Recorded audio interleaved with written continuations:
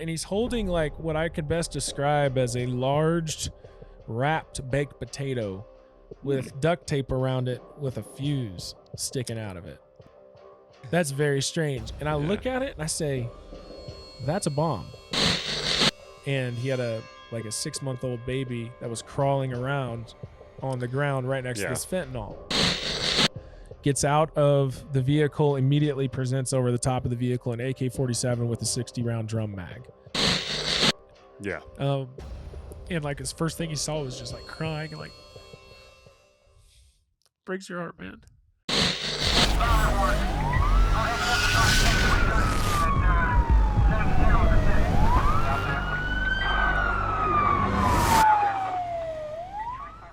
Welcome to 1023 Podcast. From on scene to on air with those who were there. Before we get started, we want to give a shout out to an incredible company with an incredible mission that we're huge fans of, Primary Arms. Primary Arms is a massive online retailer of mission essential gear for firearms enthusiasts, professional shooters, hunters, law enforcement officers, and anybody interested in self-defense. They have a huge selection of products, including firearms, shooting gear, optics, and so much more. By using their passion and knowledge of firearms, Primary Arms offers their customers world-class customer service and affordable prices. Primary Arms also has a government division. If you are a law enforcement officer in charge of acquiring equipment for your agency, Primary Arms Government Division can assist you with all your needs. They are also a Glock Blue Label program dealer for those first responders and military interested in Glock firearms at a discounted price. For more information on Primary Arms Government Division and Primary Arms' awesome products, stay tuned for 1023 Podcast's YouTube exclusive video featuring Andy Blauser of Primary Arms Government Division, as he shows real cops the superior products Primary Arms has to offer for real-world use and high-stakes law enforcement operations. Lastly, the views and opinions of the individuals featured on 1023 Podcast do not necessarily reflect those of their employers or the profession. Viewer discretion is advised. All right, we're back from the break. Where we left off, we're just getting into Mr. Blauser going to sheriff's office. All right. Take it away. So, did all the panhandle stuff. End up going down, getting an opportunity to go to sheriff's office. Started up down there with the FTO program, and kind of a fresh start, right? I'm married now, got this new career started, starting to start my new life. And after all the, we left for brevity's sake, we left quite a few stories out of the panhandle, but first weekend on my own. This is a good story. First weekend on my own, show up. This is about 3 or 4 months after had occurred, national news. Yeah, that was a big. It was a huge deal. It was weird that no one wanted that job that I got. But should have been a red flag, maybe. I don't know. But so I was out there first weekend on my own. Ended up pulling this car over, and car smelled like weed. So we're looking through it. It was some young kids. We're on this curve on a major highway called 290. It's this 2-lane road with about another lane width on either side of shoulder. Pretty decent shoulder, actually, which I appreciate. But next thing I know, I look up and I see, kind of out of the corner of my eye while I'm head first into this car, I see a vehicle approaching, because as cops you're always kind of trying to listen, trying to keep that situational awareness, and the sound of a car that's moving really fast, it has a different sound to it, right? It's almost like a train coming, or almost like a whistle, right? Because it's moving, right? Oh yeah, you can hear even just the rubber hitting the cement, because that part of 290 is a cement road, so definitely you can hear tire speeds very, very well. Yeah. So I hear these people coming. I tell the two dudes, I get out of the car, I see that they're in my lane. They're not going over to the fast lane at all. They're over on the slow lane. And I basically grabbed these two kids that I was searching their car, and I pushed them down in the ditch, right? Because I'm thinking, here they come. Mm-hmm. We're about to get hit. Yep. And I had a Streamlight ProTech HL with That's a good light. 2 CR123A batteries, featuring 1 hour and 45 minutes of battery life at 850 lumens. So very, very nice little 1-inch diameter light. So not like, don't go and think I have the 6-cell mag light. The big old like, baseball bat mag light. Yeah, the Mark McGuire, human rights violator. Like it's little baby flashlight. So I am flashing the light at. I'm thinking somehow, the red and blues that were there, even with my backup, there was another deputy there as well. Mm-hmm. Plus my, shining my 850 lumen Streamlight ProTech HL at them. They still didn't see me. So I kind of do one of these, like a little sidearm thing as they're going by. Mm-hmm. Was it out of anger? Was it out of fear? I don't know, man. Maybe a little bit of both. Maybe a little bit of both, right? Because this idiot, right? How many times you're going to kill me and everyone here right now? So I tossed it like that. And because of the speed of the car, it went clean through the front windshield, hit the passenger in the chest, bounced off of him and landed on the dashboard, still illuminated. The car continues to go by. They swerve out of the way. Yeah. They continue to go by and they stop maybe 100 yards. No, more than that. Cause they stop a distance hauling butt. Yeah. Up in front of me. And I say, oh, okay, they're going to come back, but I'm still here with my detained. Yeah. And again, rookie-ish. The experienced cop in me now would have been like, hey, you watch them. I'm going to go get them. Cause all I had to do would be like, what was that? Explain myself. Yeah. Basically give them a ticket for failing to, vacate the lane, right. All that stuff, not 25 miles an hour under the speed limit, not moving over, slowing down, that kind of thing. That would have been the move. Right.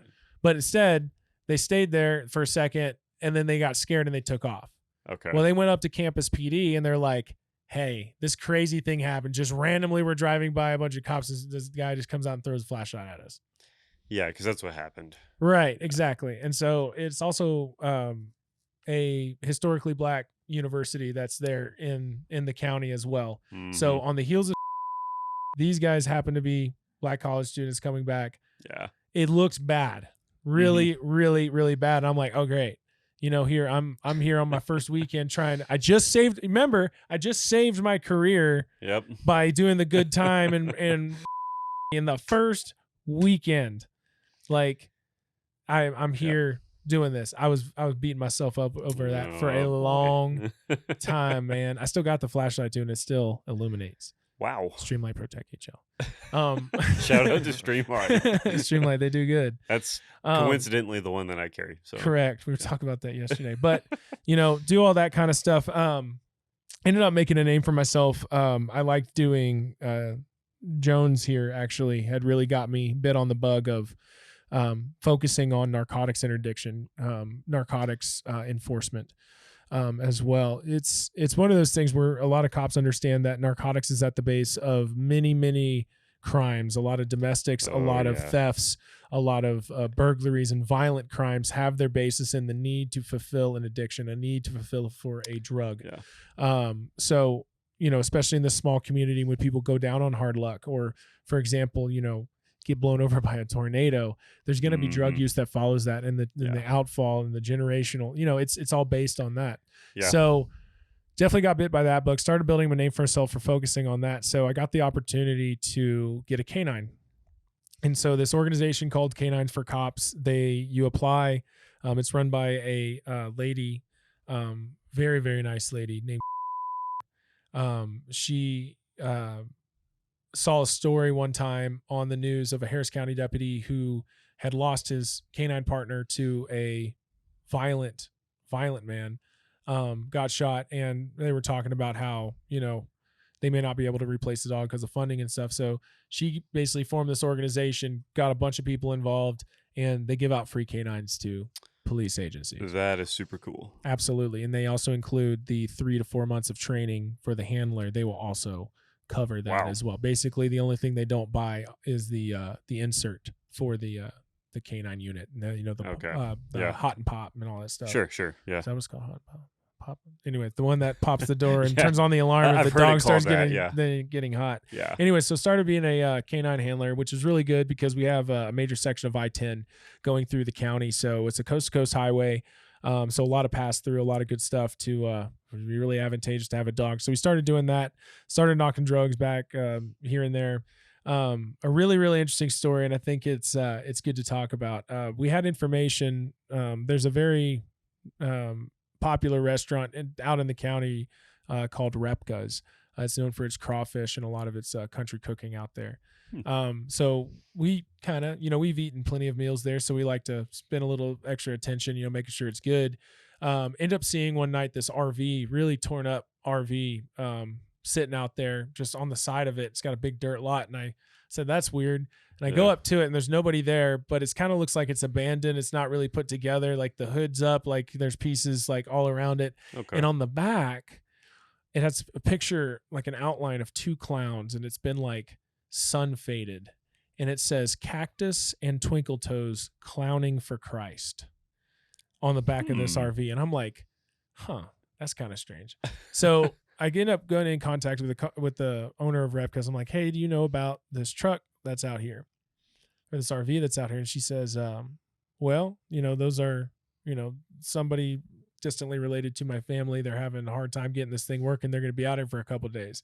Well, I identified those people, and I know that they had a long history with us for methamphetamine use. So, imagine that. So at this point, I was, because of the situations in the department, I was actually more released from answering calls. I was still patrol centric. So yes, if there's a bad call, K9's going, of course, find a job, pick something you do. But I was focused on non-call responsive, being proactive, which I loved. That was one of my best jobs. Me and Odin going out and just taking care of business. I think almost every. Real quick, just for the audience, because I know people are interested in this sort of thing. What kind of dog is Odin? So I've heard him being called a Czech Shepherd. So basically he was born in Belgium. His real name is Nando van Kormenhoff.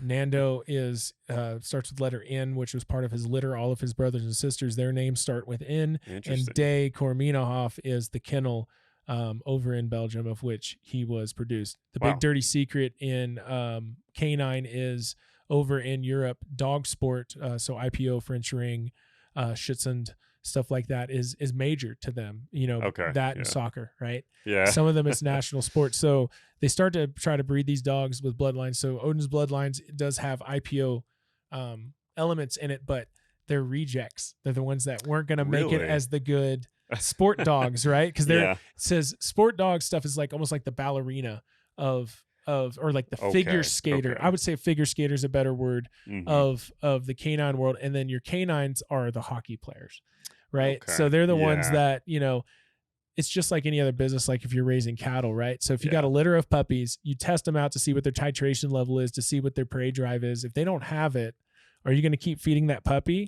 Right. Yeah. No. So you're either going to get rid of the puppy right then, or you're going to try to recoup your money by selling it on the back end market to law enforcement or military places where you can train a dog to do police work. So that was Odin's story. He failed all that stuff. He went over to be military trained. And then he was a kennel biter. So he would get overly amped up and he would start biting kennels. And so his teeth were all jacked up. He actually, when I got him, he had a titanium tooth. Really? But it's a free canine. Never looked a gift canine in the mouth, right? So this organization got him to me, which I'm very thankful for, and we started going to work. So it was definitely an experience to have. But going back to this RV, we were waiting for it to move. So I'd sent some of my rookies on it. Hey, check on this thing every once in a while. Well, of course, we get a deputy who gets in a foot pursuit at north end of the county. So we go, I go up there with the dog and he says, oh, I got him. Everything's good. So I turn around and come back right as that thing is trying to move off. Well, the cool thing about it was they tried to repair the drive shaft with baling wire. So they made it like about, 200 feet. And the thing broke down, dropped the drive, the drive shaft down onto the ground. They're not moving anymore. So they bring their other car that they had, and now they're in the middle of the road. Now they're mine because you can't be just sitting in the road. You can't just at least got to go up there. So I say, hi, how you doing? And I can't say their names, but, very familiar to me. I say, hey, buddy, how you doing? Yes. And so I go up to him, I identify him officially, and then take Odin out, start doing his thing. He hits on the car, hits on the on the RV. So I had my partner with me, my human partner, and he started detaining him, holding him up, and we start searching this RV pretty quickly. Find the meth, find the scales, start searching it more, and I hear my name being called kind of panickedly from outside because he was searching the car. Mike was down there, my partner, and he goes, Andy, get out here. And I was like, oh, what's going on? So I get out, and he's holding like what I could best describe as a large wrapped baked potato with duct tape around it with a fuse sticking out of it. That's weird. That's very strange. And I look at it and I say, that's a bomb. I said, put it down. So he puts it down on the hood, and I say, not there. So he picks it back up and walks it out to this field. Just so happened, one of the best sergeants I ever had, Sergeant Steve Tucker. He served over in Iraq and Afghanistan with the military. And part of his responsibilities was supporting EOD. He's part of the 10th Mountain Division. So cool. So he knew about a lot of these things. So I call him up and I say, hey man, pretty sure me and Mike just found a bomb. What should we do? He says, well, don't touch it. I said, we're a little beyond that. Yeah, we but I instructed him to take it out into that field over there. So we're kind of holding it down. Well, the other thing that happened during the course of all this is I was discovering the large amount of what does the penal code call them? Obscene devices. Oh, okay. So this would be phallic shaped objects. Right. So toys of this nature. Right. Anyone who's been a cop for any amount of time know that generally goes with methamphetamine, because one of the symptoms of that is supposedly intercourse feels much better. Allegedly. If you're listening at home, keeping score. But so we found a lot of these things, and there's actually a Texas Penal Code where if you have more than 7 of these obscene devices, then you are presumed to promote the same, and that's actually something you can detain someone over. Yeah, right. It's a really weird law, but yeah, it's there. Absolutely. So we had all of that. So we have you're right there. Yeah. Since I finished up my story, it was a long night. It was a long. It really was a long night. We were out there for a while, but. I have this guy detained in the back seat, and he asked me, he says, deputy, why am I being retained? I said, well, you're not being retained. You're being detained. He says, why? I said, because you have too many obscene devices. You got too many dildos, man. He goes, only half of those are mine. I said, well, I found 19, and that's still over 7. So you're being detained. Be that as it we may. had way more on him, but that was just, the interaction at the time. But, of course, whenever you're dealing with situations like that, to finish, we called our sergeant. We ended up calling HPD bomb squad. Yeah. One guy came out with his truck. This dude shows up with not wearing nothing but a outer vest carrier with plates and 2 like 18-inch long sticks of C4 just sticking off of his back. Oh, and he has like a little helmet on. And he just shows up, said, "What's going on?" And he has like this little X-ray machine. Yeah. And he we give him the rundown. He goes and X-ray. Well, before he X-rays, he says, "Is there any like orphanages or anything over there?" Because he's about to blast all these rays out into this field. Said, "No, just a bunch of cows." Like, oh, okay. Okay, so whatever. Yeah. Sorry, farmers, but he goes and does this thing, and he can see it basically was 308 bullets that they had. Removed the projectiles from the casing, dumped the gunpowder in there, and had wrapped it up. So he ended up diffusing this thing, cutting it open, and it's a straight up IED, man. Wow. So we ended up, ATF ended up picking up that case, and we ended up going to federal court over it. So of course I'm sitting in federal court, talking to a federal defense lawyer, being interviewed on the stand, and I have to explain the Texas Penal Code about obscene devices and how many there are, because it was mentioned in the body cam. So always remember, if you want to get cute with the penal code, it's not necessarily the best thing. We end up winning the case and all that stuff. There's weird things in the law that's written where like there's things that are technically illegal, and that's a good example where like you have too many sex toys on your person at once, and that's illegal. Okay. Weird stuff like that, and 99.9% of the time, no cop anywhere is out there like looking for that stuff and trying to enforce that. But whenever you got someone who's involved in other criminal activity, such as having meth, in this case, having And an you- IED, right. like that becomes a good tool at your disposal to be like, hey, there's this really obscure law, but it gives us the right to detain this person. It gives me time. It gives me time. Yeah. It gives me a little bit of breathing room so I don't have Yes. to be perfect 100% at that moment. I can have Exactly. time to investigate, time to figure out, time to ask questions, time Yeah. to look stuff up, get returns back, Yes. and actually solve the crime. Because who knows what these yahoos are going to do with that bomb, man. Oh, yeah. Well, I was going to ask you, kind of leading into that, like, did you ever find out during the course of the investigation what their intention was for this device? When it comes to methamphetamine use and some other drugs in that category, you have a lot of altered mental state. And Of a lot course. of times when people try to get off of methamphetamine, they will also retain a lot of that altered mental state. Yeah. So, we've all have meth head stories. I'm sure I was actually there in the bird bath incident of 2014 that was mentioned in an earlier episode. But when you're talking about altered mental states, it's just as random as, they saw something on the Weather Channel and now they think the government's after them. Yeah. And they're going to go. Yeah. Just to be real brief with it, I had, when K2 synthetic marijuana was real popular back in the 2011, 2012, 2013 real time frame. It was really bad right when it became illegal and you couldn't get it virtually anywhere anymore. You had a lot of black market stuff pop up with it, and they started changing the substances that they were putting in it. And I had a kid out here who got an apartment, ground floor, and had pickaxed his entire foundation around everything but his bed because he was convinced that the CIA was coming up his drainage system and poisoning his shampoo. And to his credit, his hair was falling out. But it's that kind of stuff, man. So you're talking about what were they going to do with the bomb?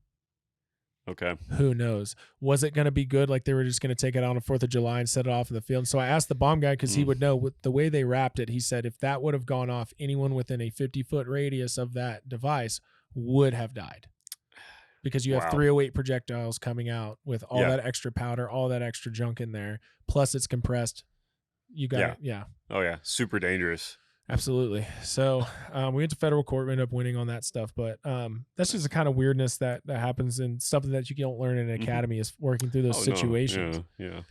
And so moving forward in history, I guess one of the major things that happened at that place was it was Thanksgiving of 2017. And my wife was super pregnant. Like really, really pregnant, like about baby could come out any day. So my folks were in town, staying at our house in Texas. I end up getting a call from a former deputy that wasn't even working at county anymore. And he had said, "Hey, did you hear about shots fired?" And I said, "No, I hadn't heard that at all." And earlier in the day, we had heard of a state trooper getting shot and killed in Fairfield, which is halfway between Houston and Dallas on I-45. Yeah. Was his name. So I saw that, we had actually had a group message going where we saw the Bolo come out, and we had been messaging around one of the, we have a state trooper that we're really close with who was a state trooper sergeant at the time. We were messaging with him like, wouldn't that be crazy if we found him, that kind of thing. Bolos come out all the time. Yeah. And it's something where you're like, hey, I'm going to go do this. Well, my sergeant, who you guys should definitely get on this podcast.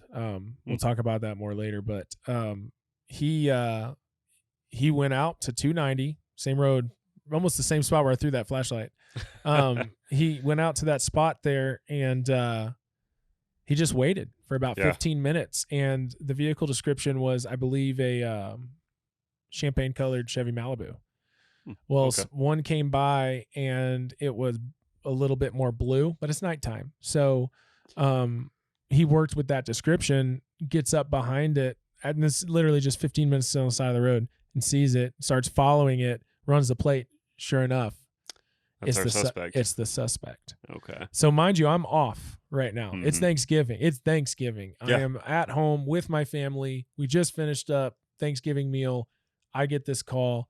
What was happening in the meantime is what I'm explaining now. Okay. So my sergeant starts following him. He wants to wait for other units to get up to him. Another state trooper who was nearby was on his way. Same sergeant who served in the military. He was also one of our team leaders for our SWAT team. So he had a fully automatic AR-15 with him. All right. suppressed as well. So he goes and starts following the suspect, DeBrett Black, pulls off the highway, not really running away, not really, just playing it cool, right? Like maybe because my sergeant hasn't lit him up or anything. He's waiting and not really tailgating him anything. So he comes up to this starts turning off on this country road. They meander for about, I would say, 1.5 miles, 2 miles. And then he just suddenly pulls over into this dirt driveway easement in front of somebody's property there. It's a house and a barn, couple acres. Gets out of the vehicle, immediately presents over the top of the vehicle an AK-47 with a 60-round drum mag. Right? So, all right. So my sergeant pops off, I think it was like 1, 2, 3, and then flipped it to fully automatic and gave it the whole thing. By this point, the guy had ducked down and he was behind the car. So the car's perpendicular to my sergeant, who is engaging him this way. So shooting through the car. Yeah. So when this happens, the DeBrett Black had actually gone down and gone prone and dropped the weapon and had crawled off into the bar ditch and off underneath the barbed wire and started taking off into the darkness of the field. My sergeant, in the time that he engaged the first time, had pied around behind his vehicle to try to get a better angle on him and flank him a bit. He had already run off into the field. Well, by this time, everyone's coming. So he's holding what he has because he wants to have a controlled way to go around, because he thinks he's killed him, but he's not sure. Yeah. He's not sure, and he can't see that over there. So we need someone to come around. I see. Now it gets interesting because at the time, this is about, I would say, 3.5 to 4 hours after, maybe even a little bit more than that, after the original incident happened in Fairfield and he had taken off. Yeah. So there was a specific DPS aircraft coming from Edinburgh, which is on the south border of Texas. It's called Spectre 219. It is a Pilatus aircraft with a couple $1 million worth of surveillance equipment on it. It was on its way to Fairfield, and the intention was that they were going to run a grid pattern and basically lawn mow everything and just go check out anyone who was out there thinking this dude's out in a field somewhere who killed the trooper. Well, at the timing was so perfect that when my sergeant had found this dude and it finally went up the chain that we got this guy who was possibly our suspect, all that plane had to do was a left turn, and we had air support within 3 to 4 minutes. Wow. Right. So this is occurring north of a town called Prairie View. I'm all the way down in Katy, which is approximately 25 miles away. Okay. You were talking to me earlier about the Ford Explorer, right? Worst police car ever made. Ever. So my Explorer, because it had extra canine stuff attached to it, it was a lot of strain on the electrical system, a lot of strain on the battery. It would not be uncommon for me to have to jump my unit just to get to work. And then, replacing batteries, all this stuff, it was just nothing you could do. And it was, that night specifically, it was dead. So kind of bouncing around, but I get the call that, hey, have you heard about shots fired? No, I haven't. I turn on my radio and I hear my sergeant asking for a canine immediately. So I'm there with my family and I'm like, I need to go. Yeah. Because at the time I was the only canine in Canada. Yeah. Like, you're the guy. So I was like, okay, I need to go. Yeah. So I throw on my uniform. I basically tell him, like, I'll see you later. I go out to try to turn on my police car, dead as a doorknob. Of course. Lucky for me, I did a lot of extra jobs, and I had a police package Tahoe that was personally owned. No cages or nothing in it, civilian interior, but at least my trunk space was cleared out enough that I could throw Odin back there, and we made a land speed record from my house all the way to the scene with my lights that were installed in there. So cool. We get up on scene. By the time I'm showing up there was every bit of 500 cops that had cleared out of Houston. And from pretty much every surrounding area. Kind of like the response we saw today or yesterday from, Parrington and surrounding areas, but amped up because we're going to get a bad guy. Yeah. So I actually had to break through 3 perimeters telling them I'm the canine, I'm supposed to go up, So I get up there. There's 2 SWAT vehicles already staging up. They have DeBrett Black on the infrared. They had found him in the woods. And the weird thing is that DeBrett Black is also former military, and he was low crawling through the woods, and it looked like he had a weapon with him. Okay. at the time. And the weird thing is he knew where we were Mm-hmm. on the road because we were on the other side of the road, keeping a little bit of elevation of the road as cover and concealment. Right. And he was crawling towards our location. So like you would hear the helicopter and the DPS aircraft basically telling us, he's crawling towards y'all, use caution, stuff like that. So about 10, 15 minutes pass.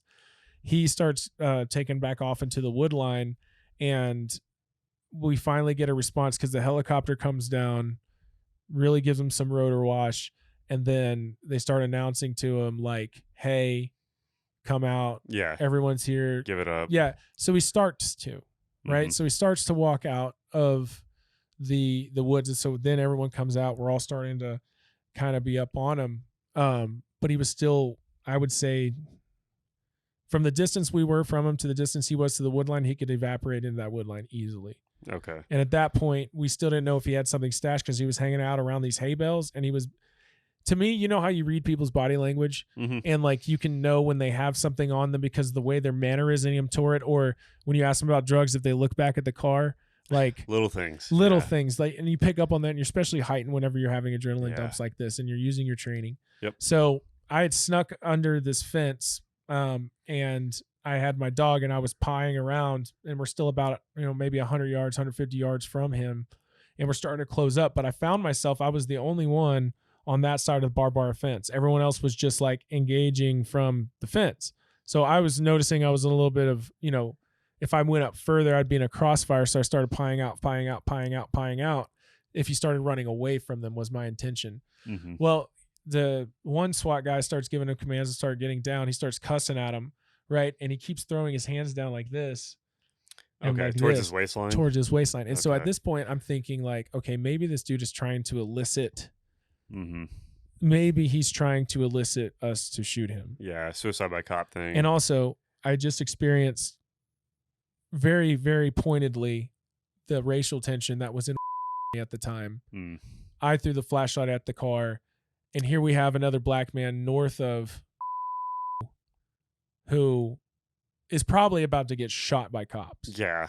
I'm not saying that was a motivating factor of what my actions were, but that was definitely a thought in my mind. It's a real risk. And he had also just killed a trooper. Mm-hmm. He was about to shoot, he tried to shoot my sergeant. Mm-hmm. There's nothing to say that he was not going to try to just take out the last one because he knows he's already screwed. Oh yeah. Once he gets caught, he's done. He knows that. Mm-hmm. So he starts reaching down. He did it like twice.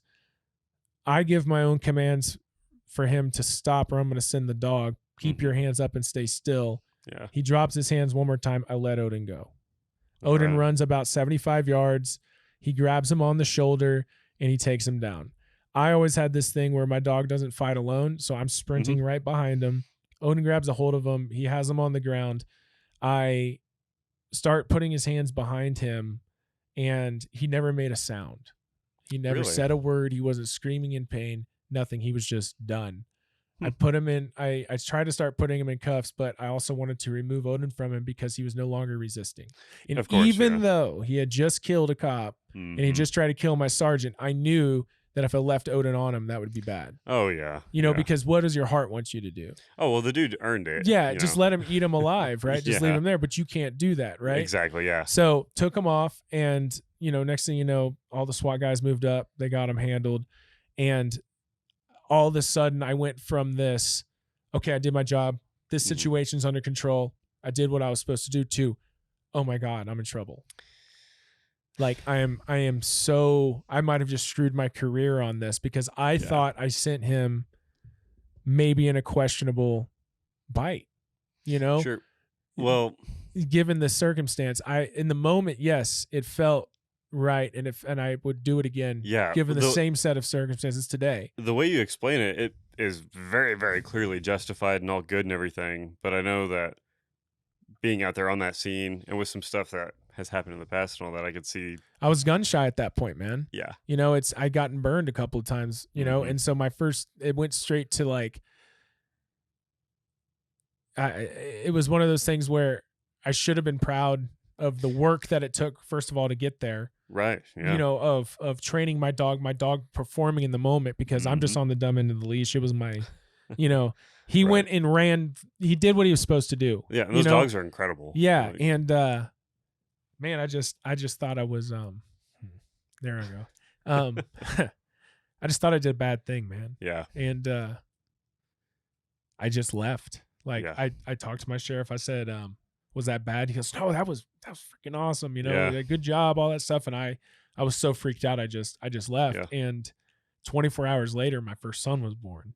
You know, so I was just like, it's a it lot was going on, man. I'm getting teary eyed just thinking about it right now. But it was like, man, and a lot of people don't understand. Like, there was real danger in that. There was Yeah. real. Oh yeah. There was real risk in that, and Mhm. you know, And what exactly did you think you did wrong though? Like what is it? bad bite was the first thing in my mind. There was a lot of more experienced, like SWAT team guys, you know, people who I thought were in control of the scene. But one thing I figured out in my later career is no one's ever really in charge of a scene. It's just find a job and go do it. Mhm. And that was my job at the Yeah. time. You know, it's a chaos, huge scene, Yeah. more cops than you've ever seen. If you're just standing around, you're doing something wrong, go find a job. There's always Mhm. something to do. Yeah. So I'm going to block this road, or I'm going to stay in here. I'm going to be on this perimeter, you know? But your fear, your issue was like, hey, you've been in trouble before in the past for minor Yeah. things, and maybe let's call it improvising. Right. And because things aren't black and white in the law enforcement world, Right. Take it although from in an certain issue. departments there can be issues with just not following the black and white Sure. nature of what they feel it should be. Being completely within policy. Yeah. Yeah. And so you're like, hey, that's not a textbook. Oh, yeah. You know, if you read a book It was on, out there. yeah, if you read a book on like canine deployments on suspects, Right. there's probably not a chapter for that scenario you just spoke about. Absolutely. And so you're like, I've had these problems in the past for these things. I'm not talking major things. I mean, these minor little Right. things that Yeah. most people in law enforcement know that, hey, you know, you do that. Just like you, I can't remember these minor things. What was it? There was some super minor little things you were talking about that you, Yeah, you know, just like little mistakes, stuff like that, you know, stuff that, yeah, you should have known better, but nothing that's like violating people's civil rights, nothing that's like, no you know, Brady things. no which Brady means stuff, lying. nothing I that mean, like, even if like a jury got to see what that mistake was and be like, Right. okay, whatever. Well, and for the audience, like Brady stuff, when we talk about something being Brady related, that's just I could get into like a whole really lengthy explanation on that, but really what that boils down to is if you're involved, if a police officer is involved in any kind of dishonesty where they're trying to tamper with evidence or hide things or lie about things or anything like that, then you basically end up on what we call a Brady list, where that guy can no longer be trusted.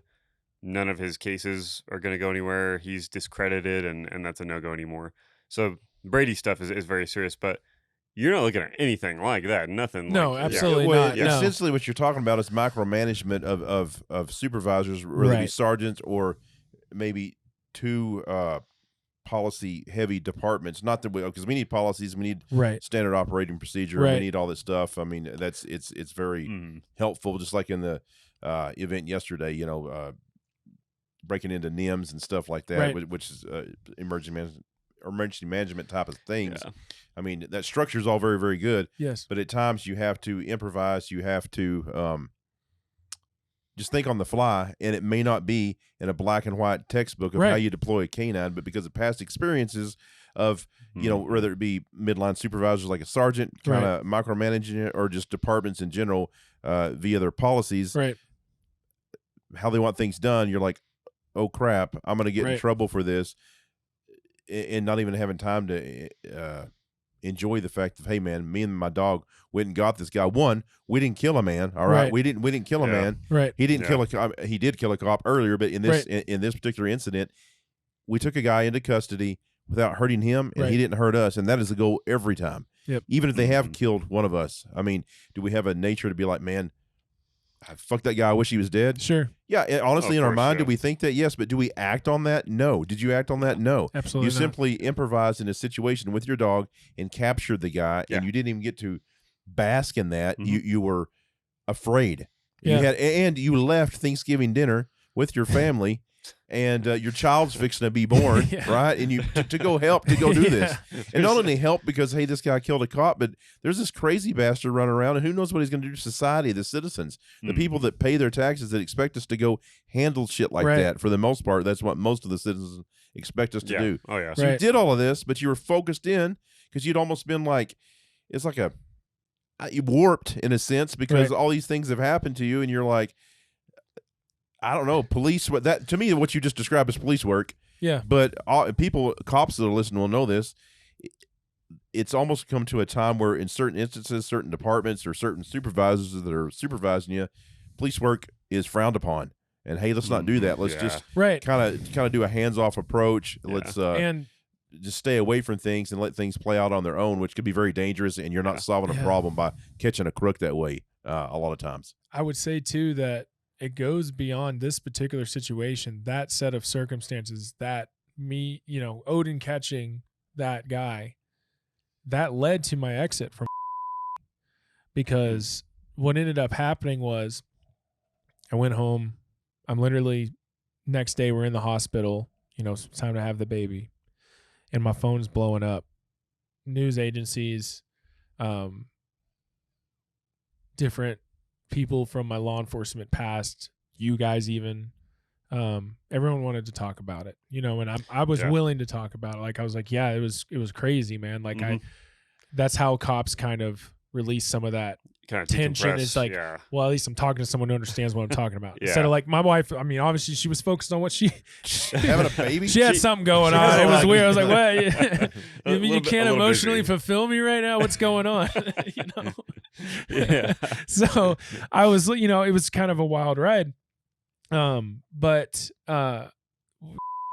had used that as a marketing tool to try to increase the donations to Canines for Cops. It's great because if they're going to use Odin's story to get more money so more cops can get free canines. What a great concept. So, going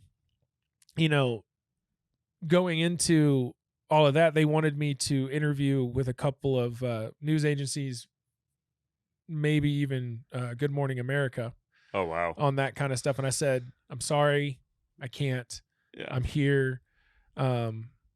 I'm here doing this. And what was interesting, and one of the full circle things of me sitting in, well, we should probably got to bleep that name. That's fine. Go ahead. Yeah. Sitting there and telling me that being a cop isn't for everybody. They got a call from ABC News because of calling over to them saying, hey, because had also donated dogs. They say, hey, we had this kid out and go and capture these guys, and you're the next kind of place over that had donated dogs to. Do you mind doing basically like an interview on his behalf, talking about the program so we can at least get some PR out there for Canines for Cops? And they said, yeah, who was it? Oh, it's Andy Blauser. And one of the lieutenants at the time who was key in my exit from there, he took that call and had to hear that where, I went out and I was just like, it just makes me feel so good. It's the little things, man. I never gloated on it or anything. It's the first time I'm really talking about it outside of just my inner circle of friends. Yeah. But it felt really good, man. Cause they had to decline the interview because of how they felt that guy felt about me, man. It was nuts. But that's just plays back into it about how cops perceive other cops and how we treat each other. We are horrible to each other, man. Well, dude, no one hates cops more than me, man. Like some of them are really just like, because you should be better. And it gets, we attack each other, we do. And it's too much. And that key point of use that as, and you probably got to bleep that name too, probably. That's fine. But use that as a marketing tool, got other cops jealous because all of a sudden, Andy is out here, doing this canine stuff, and he's being promoted, on this, going to, come donate for Canines for Cops. Come, I went up going to a hard dog, fast dog competition, was at the Houston Livestock Show and Rodeo, to kind of push the thing. I had a lot of people started looking at me funny, where it wasn't about my work that I'd done previously, all the drugs that I'd gotten previously, all the cases that I'd done previously with my dog. Yeah. They were judging me because they thought that I was the one who was pushing my own name out there, saying like, look at me, look at me, look at me. Yeah, and that's not the case. It's not at all, dude. And so that really set things apart. And my sheriff at the time bought into that ideal, Oh, right? gosh. So I kept on nights the whole time. Do you think that the whole incident put a spot? It's like it put a spotlight on you that turned out negative for you, and you hear things like somebody that wins the lottery, which I mean that's a kind of weird comparison, but you hear about people that win the lottery and it ruins their life. Yes. Yeah. And do you feel that I'm not saying it ruins your life, but do you feel that again that's I don't know if you want to call it whatever kind of spotlight you want to tag with that? Yeah. Do you think that changed the course of your existence? You know, it put my head above the ground, right? So I can at least get it taken off. I wasn't in the trench anymore. I was like, hey, look at me, right? So there's a lot of anonymity in, you know, going around and doing the right thing and being a good cop. You know, you almost will never know that they're there if they're doing what they're supposed to, you know. But one thing that it really produced for me was that was the first positive news in a couple, you know, in the last year and a half that it had. Yeah. So you type in sheriff's office in the news and it's all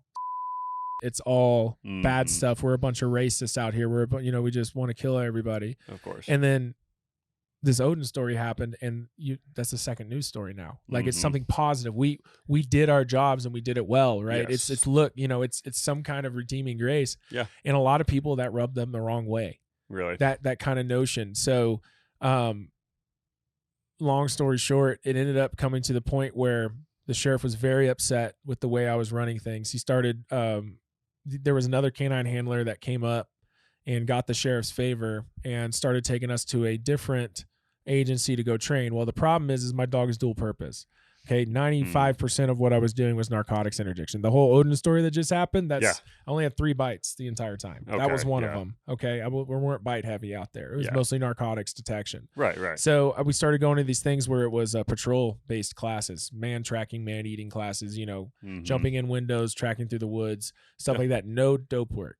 And so I started noticing whenever I tried to take Odin out on the highway, he would start treating the vehicle like it was a threat. Or he was trying to do an extraction. So he would go up and start like kind of a half like sniffing thing, you know, a half detecting thing. And then he would grab the door handle. And one time he actually opened up the door and started like grabbing the seat with his teeth, like acting like it was someone he was biting. I was like, okay, we got an issue here. Yeah. We're backing out. We're done. And usually when you would do the same thing, if your dog wasn't 100% on board, and you weren't getting the you know, he wasn't detecting anything, and if there was some kind of hiccup where you know he was detecting something but it looked funny, you would still send the car away, because much better to send a dirty car away than pick a wrong one and start searching and be wrong. Of course. You know, because that ruins your integrity. But of course. You know, kind of turned out to the point where I was going to a different agency's training, and then I just eventually just started going to my own, back to where I was, a different agency, the one that I was doing narcotic stuff, and my stats started going up, and I figured, you know, hey, we weren't really being supervised in this thing because they had no idea about K9. So as long as we were getting results on the street, they pretty much left us alone. But they were pretty adamant about what training we were going to go to. But that wasn't really discussed until like 3 months later. Yeah. I'm getting really off into the weeds on it. Long story short is, they were accusing me of not training the dog, right? Which is wholly untrue. So get to the point where I go in and they're saying, oh, well, you're falsifying your time card because you weren't at training. I said I was at training. I just wasn't at that agency. I was at, call this guy and ask him where I was. Yeah, he was here with us. What are you talking about? But they said, oh, it's not good enough. You were falsifying your time. So, you know, hey, man. And I was like, you know what? I've had enough of this. Yeah, I'm out of here. The reason that I went a step further is because it was the hardest decision I ever had to make to resign that, because I knew that I couldn't take Odin with me. Right. And Odin, at that point, we were together for quite a bit, you know, and obviously we'd been through a lot, to the point where Trooper's widow, who I'll speak on her more here in a little bit, but we would have frequent phone conversations. And I would even talk to his daughter and video chat with Odin, because that's the dog that got Yeah. the guy who killed her dad. Yeah. You know, That's yeah. so I had that relationship with them, and I had that relationship with them, and I had to give my buddy up, you know. Yeah. So I left, and I had to take him to a kennel. Give me a sec. I had to take him to a kennel where I had boarded him before, and I had a pretty good relationship with the person who ran the kennel. So they kept in touch with me, like, how's he doing today? You know, what's going on? Is he all right? Because I figured, they were going to give him to another deputy over there, and I'm pretty sure who it was, and I knew he would be in good hands. But there was that transition period, so I kept checking on my boy. And then one day they just stopped talking to me. They said, "Hey, there's a lot of politics involved in this issue." Which, like, what politics? And they're like, "We're going to kind of step back, and we're not going to talk to you anymore about this." Blah blah blah. I was like, okay. So I pretty much said, "Hey, I made my decision. I left that department. I left my dog. I pretty much got to live with that." So I didn't hear anything for like 3 months. Well, randomly out of the blue, I get a call from a nonprofit organization. I won't mention their names, but a nonprofit organization that rescues usually military canines because, when they're done with military canines, especially overseas, sometimes there's no money to bring them back. Okay. It's cheaper to leave them over there or destroy the dogs. Right. So they don't like that. So what they do is they go and buy the dog and then give it back to their original handler if they want them. That's awesome. So this place had found out that they were not going to redeploy Odin, and they were trying to play him up like he was aggressive, like he had been biting me, which only happened one time when a helicopter was coming by, and that was my fault for sticking my hand back there. Okay. Like, they were acting like he was some vicious thing that, it was all just, I think at the end of the day, a way to get back at me. Yeah. So they had basically told this nonprofit organization, like, we're about to put this dog down. But if y'all want him, you can have him. So this organization bent over backwards to try to find out a way to get him back to me, all without my knowledge. So like I said, I got a call randomly about 3 months after this happened, and it was a deputy who had helped train me with Odin. He said, "Hey, man, do you know where Odin is right now?" And I said, "No, man, I don't." He says, "Well, this is going to make you really mad. But they want to give him back to you." And the sheriff was trying to put him down. And so I was just like, man, I was one of the top most mad I was in my life. And so I went up there. I finally got him back, and I'd never seen him give up his belly. The super alpha, super dominant, right? Yeah. And like his first thing he saw was just like crying, and like, breaks your heart, man. Ugh. Anyways, so I got him back, and I had to actually hide the fact that I had him for a long time because they didn't want the sheriff. They were scared of that sheriff. They didn't want him to come back and try to take him back or whatever. So I actually had in the middle of the night, one night, a random unmarked police car parked at the end of my street, and somebody came up to my house trying to see if Odin was in my backyard. Really? Yeah. It was crazy, man. Yeah. So in the midst of all this, the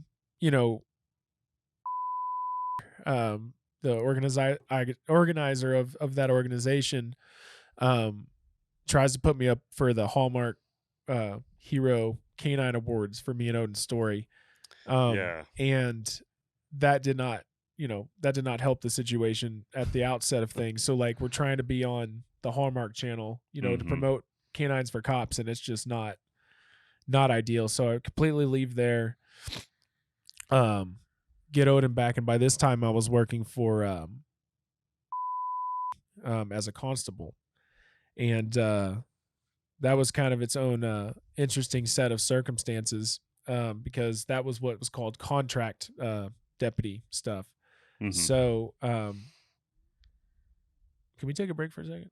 Yeah, let's take a break.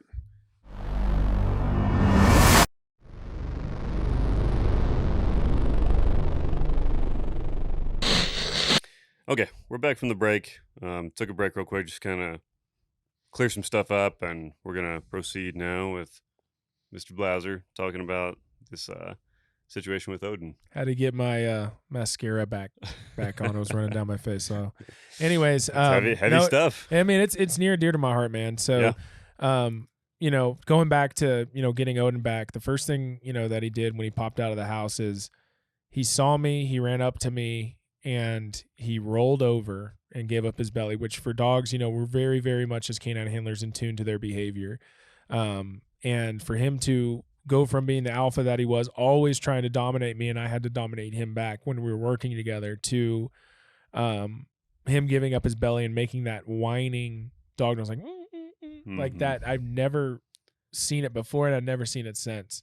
Of him just, and I just felt so much guilt about, like, I'm sorry that, because I didn't know even who he was with at the time. They would never tell me what deputy he had. I knew it wasn't a canine handler. So who only knows where he was and what he was being put through. You know, he was like 20 pounds less than what I had left him at. Like, he was looking awful. His fur was falling out. Like, he was stressed. So his health was deteriorating. They were doing a great job at the rescue, but they had only had him for about a week and a half. Right. You know, so you know, that is one of the key points with me and Odin's relationship, where if at any point I had mistreated him, or the things that I were accused of, you know, yes, I made mistakes. I was a new handler. Well, sure. Right. I had done things. We were thrown into situations, especially without the support of the county that I was working with, where you're just figuring it out and doing cowboy stuff on your own. You know, I was thankful that he came back into my life, man. Yeah. You know? Well, and it sounds like the stuff that's being said about your relationship with Odin not being good, and Odin not getting along with you, biting you, and things like that, like all these things that are being said in this moment are pretty much completely disproven. Like, right. And, you know, to take it a step further, I mean, he plays with my kids in the backyard all the time. My 1.5-year-old, my 5-year-old, they've grown up with him, and he has never once has been aggressive or anything. He's completely retired now, but you know, sometimes the Lord moves in mysterious ways. And so I was working, and I was hiding Odin this whole time to try to save it from the sheriff. And I'd already, you know, moved on to the constable's office, and I had no Facebook posts, no real telling people, you know, outside of my inner circle that we had him, stuff like that, because we didn't want any heat to come back on the organization that saved him. Right. And one day I just randomly get a phone call that the sheriff had died of a massive heart attack. Really? And it had gotten so bad before that I actually had to give Odin back to them. Really? To keep him up there, so that if anyone came and looked and checked, that he would be up there. That only lasted about 2 weeks, and then the sheriff died of a massive heart attack. Stressed out about that because he was up for re-election as well, and he thought that this Odin thing was going to blow up in his face. I think it was some of it.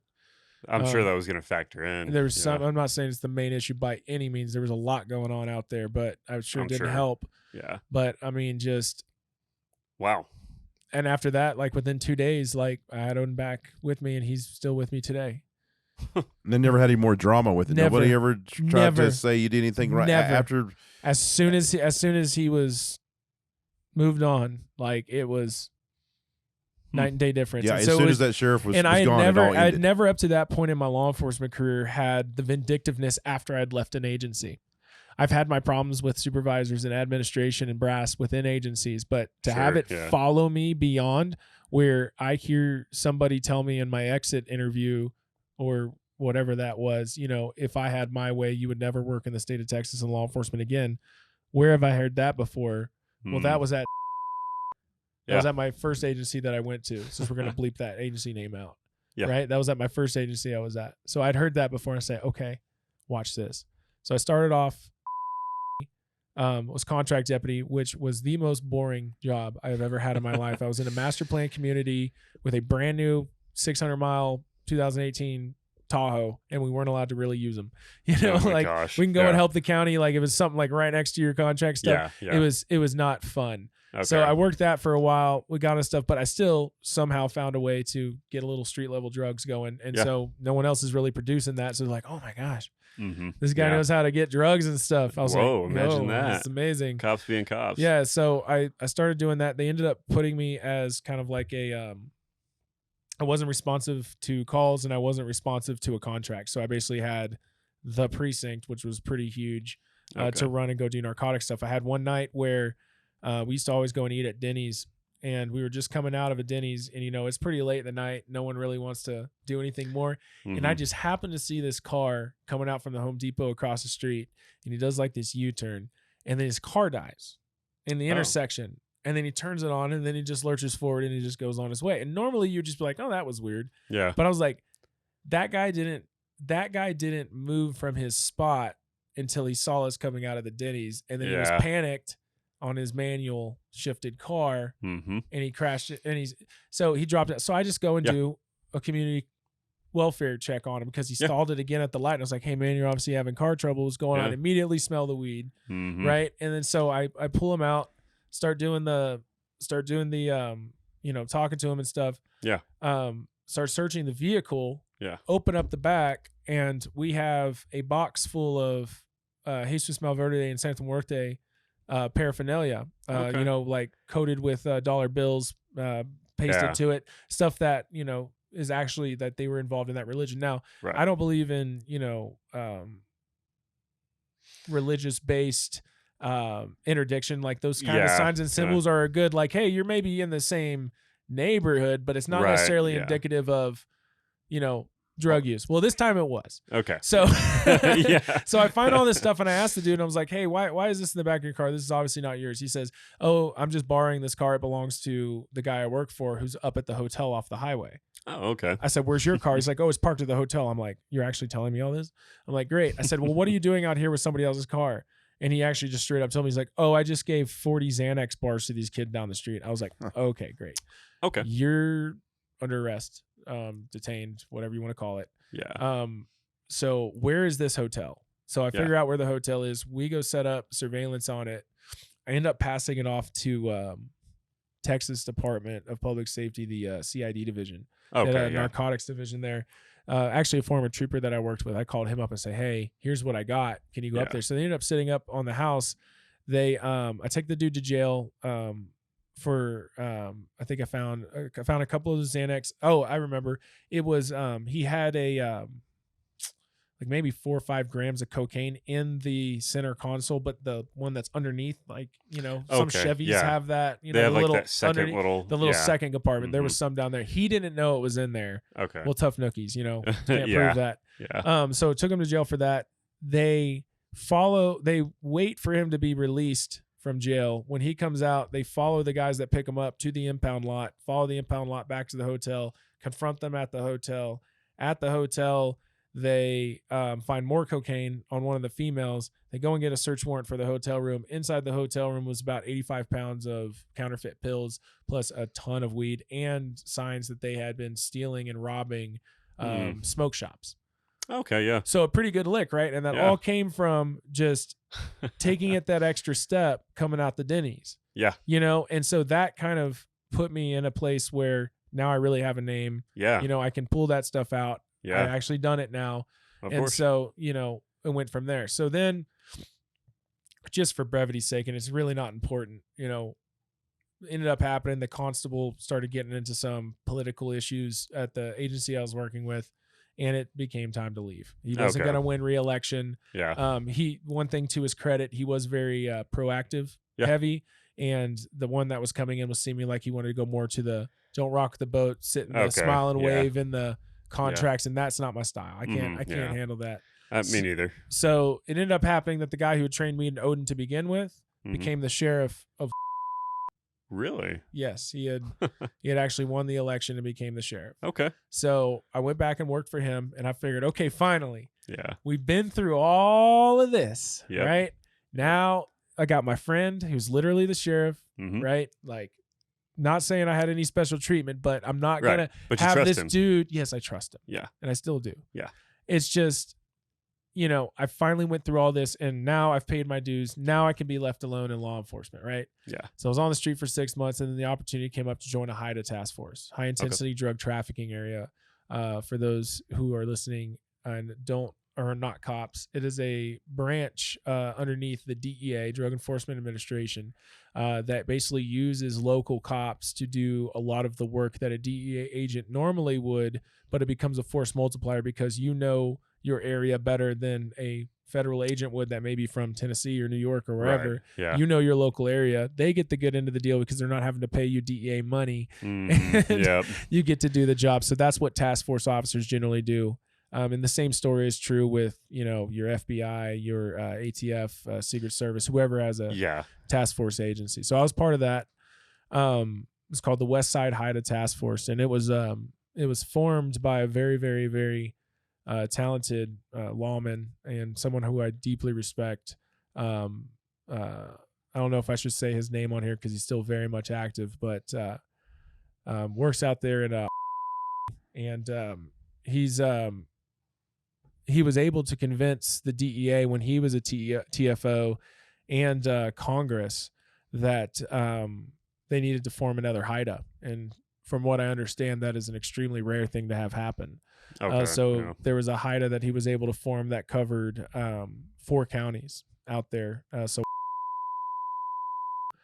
Awesome. So 3,200 square miles.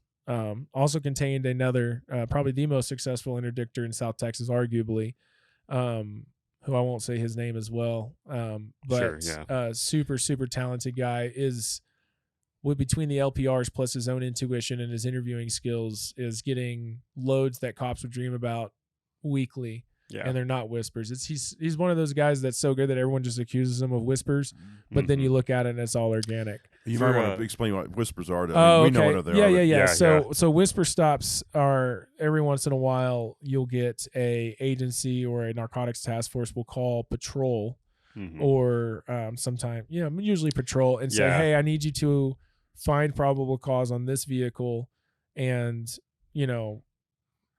stop them so that we can go and do an investigation because they are attached to this and this and that. Yeah. And for those who also don't know, probable cause is absolutely transferable between cops. So if I have another cop tell me he has probable cause to stop a vehicle and he tells me that, I can trust him. Yeah. By the letter of the law, and we do. Yeah. So if you go and knock somebody down and then they happen to have 10 kilos of cocaine in the back, well, that's a whisper stop. And while it's all fine and good, you didn't produce that situation. Right. It's not all on your own. You were tipped off, basically. Right. And it's not like that discredits it or anything like that. It just describes the level of skill that somebody has to produce these stops in the first place, to make a non-whisper stop, or what we call a cold stop, which is any random car throw a rock out there. Yeah. And you stop them and they end up having a large amount of narcotics. Yeah. Okay. Yeah, that makes sense. So, I got to work out there with them. Very, very interesting and totally different from anything I'd ever done. It was something that I was aligning my career to do for a very long time was this high level stuff. And we did a lot of good work, we serving warrants, a lot of clandestine labs, getting pills out of the hands of kids in high school, working informants, that kind of work.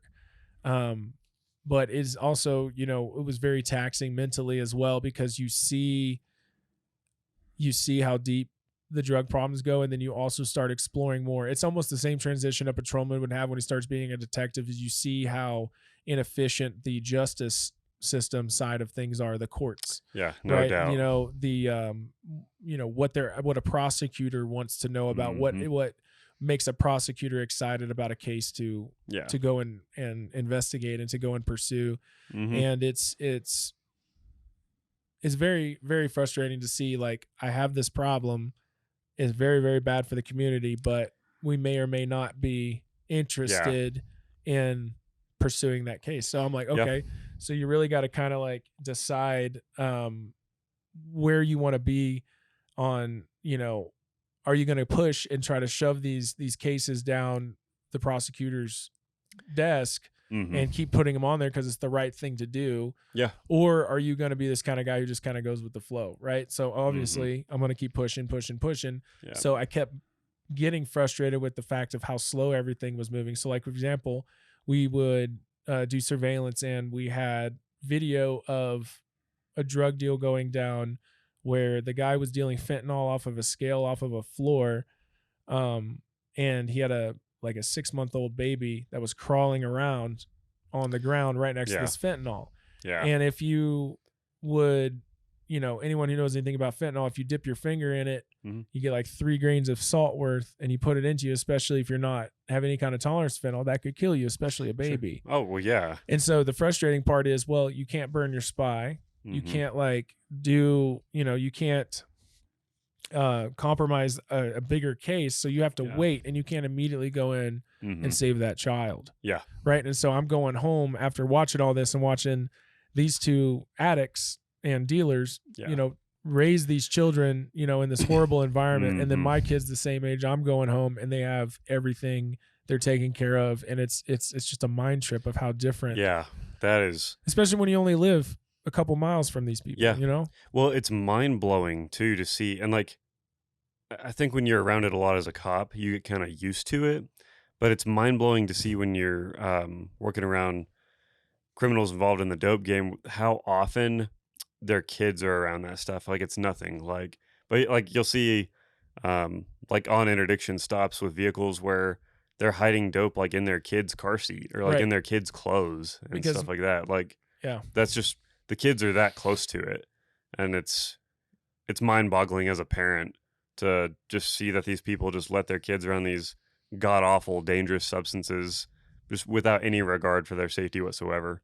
Man, and that just speaks to how powerful that substance would be, that you would endanger your children, or because what I found a lot of times too is these, I did a lot of sitting in the jail and doing jailhouse interviews, trying to get people to work with us. And a lot of the times you would find that they don't want to be in that situation. They got bit by something. They had, a lot of times you'll see guys, especially the opiate addicts, they were, working in some capacity, broke their leg, did something like that, got on prescription pills, and they couldn't kick it. Or, somebody had some horrible calamity happen to them. And I'm not saying like they're completely blameless and like, of course, my daughter died, now I'm going to smoke meth. And that's not what I'm saying. It's not always a black and white situation.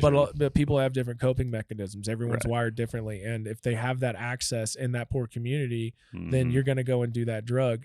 And it just grabs a hold of people, man. We had one guy who was chemical engineer student out of law. He went and got a job 2 years out of high school or 2 years out of college. Was making $190,000 a year. Was driving this really nice Porsche. Comes up to because he went and bought meth from Houston, and we happened to be doing road construction at the time, and there was 2 officers doing a slow roll. He comes riding around all the traffic and literally wedges his car in between the 2 cop cars. And when they asked him what was going on, he's like, man, it was like I was driving in a video game. So I started talking to him. I was like, well, how did you get into meth? He's like, man, I was part of a frat when I was at, and we found out that it was about the same time that I was a cop there. He had ended up, using drugs frequently and just couldn't kick the meth. Yeah. So he was able to hold on and be a functional meth user at a chemical engineering job, making $190,000 a year. Yeah. Until it just finally got to the point where he'd spent all of his money. His wife left him, all that stuff.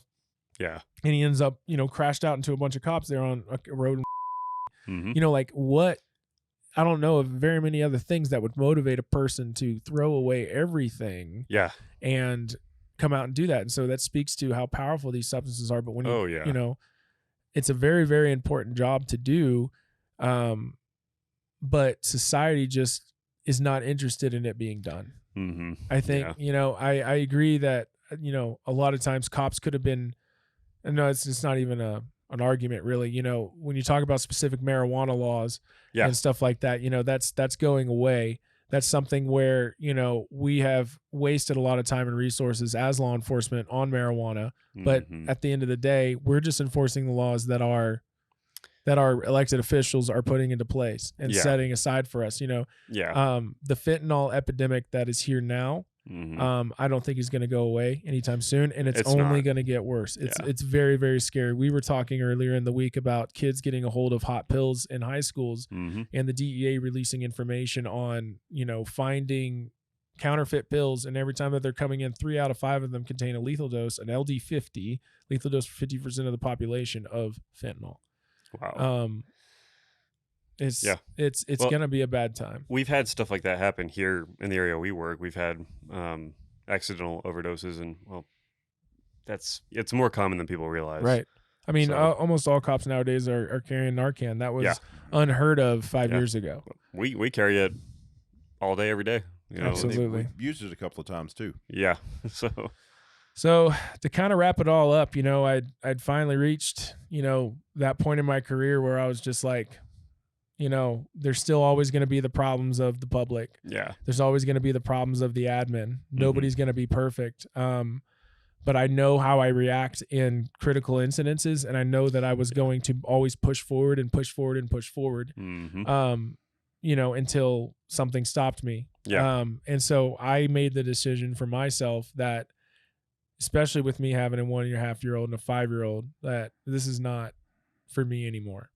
Right. And so what ended up happening was I think everything happens for a reason, man.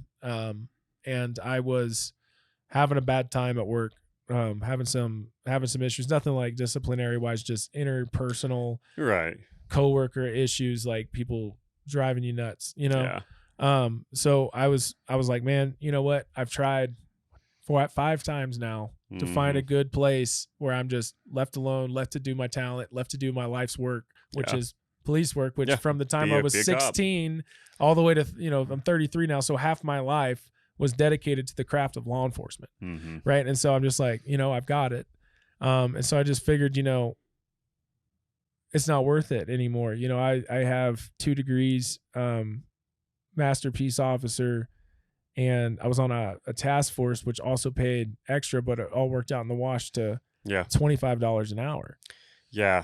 And which is rough. Well, real quick, I don't know if we are getting to this point or if we kind of breezed over it, but correct me if I'm wrong, you were a tactical team oh yeah, I totally skipped over all of that. Operator as well. Correct me if I'm wrong, you were a tactical team leader. Yeah, correct? SRT team leader. So we were not tier 1, right? That designation of SWAT, you got to know how to rappel and come out of helicopters and use night vision and stuff like that. You got to have funding. We were a team that was trying to be formed to kind of change the culture of law enforcement in that county at the time. Okay. Right. Yeah. So one thing, I guess, to explain to people, because I know some of our listeners may not understand this concept, around the greater metropolitan areas of Texas, the constables have the same exact powers and responsibilities as a deputy, a sheriff's deputy. Yeah. So I think the largest constable's agency in the nation is actually in Harris County, and it's Harris County Constable Precinct 4. They have over 500 deputies on the street that are acting just like Harris County Sheriff's Office would. I see. So that was the same flavor that we had, and we were trying to expand our responsibilities. Yeah. Because there was much of a need, because that entire area is the most moved to zip code in the United States at the time. Wow. Still is a little bit. So we were trying to form a tag team. It ended up being a internet crimes against children and those kind of warrants. And like human trafficking warrants that we were serving most of. Yeah, and like I guess for some clarification too, like the internet crimes against children, the ICAC stuff, that's like child pornography, right? A lot of that, and some other things as well. But no, and actually the Secret Service is involved in that. They're always watching, especially when it comes to that kind of stuff. And I don't know how anyone is ever able to get away with child pornography nowadays with all the fail safes that we have. Yeah, but it's definitely a sick business. But no, I was a team leader for a little while there, probably about 1.5 years. One of the big lessons I took from that was, that was the first time I've ever been in charge of anybody, other than just myself. I've never had rank. I've never been an FTO ever, anything like that. So, you definitely have to put your team first. Right? Because no one is going to listen to you when it counts if you aren't willing to do it yourself, and they know that. Yeah. So you're always first. to do anything, Mhm. right? And if you have something, they should have more. Mhm. You know, that's just something that you have to do, especially when you talk about dealing with cops. We sense that. We sense leadership from each other. We know what a leader looks like, and we know what a Absolutely. leader is not, Yeah. right? And if we're on this team and I'm asking you to do something in which you could possibly become maimed or killed, Mhm. you have to be able to trust me, and I have to trust you. Of Right. course. So always put the team first and put the other people first. So that was one of my main takeaways from that. And it definitely gave me the opportunity to make a lot of contacts on the tactical side of things, tactical medics, different teams operating that led me into and really set me up well for my HIDA career. Awesome. So, and this career too, becoming an end user of a lot more equipment. It was very, very cool. Cool. Well, tell us more about that. Like, so, this last agency you worked at, whenever, things are just, there's a lot going on, but there's things going on at that agency, and you decide it's kind of time to get out and you start looking for something else. Right. Tell us about what you find and So, what happens. I started getting on places like ZipRecruiter and Job Monster, and it's almost like every time my job would like make me mad, I would just go look for an application or fill out an application, right? Yeah. And so I end up